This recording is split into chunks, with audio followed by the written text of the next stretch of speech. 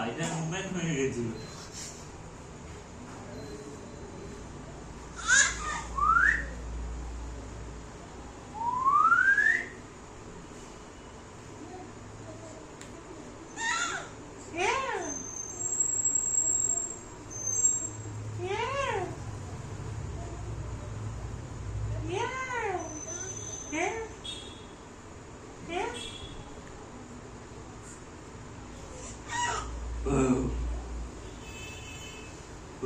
ধরতে পারছে না চুলগুলো, ওটা ছিঁড়বে তো। ছেড়।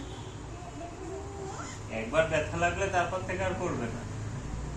তো ঠিক এখনো জুত করে টানটা দিতে পারেনি, তো এর জন্য এখনো করছে। এটা আজকেই করছে কিন্তু। সেটাই। একবার টানটা খাইবো, চুলগুলো তুলে দেবো একটু ব্রাশ দিয়ে। ভিডিও করছি।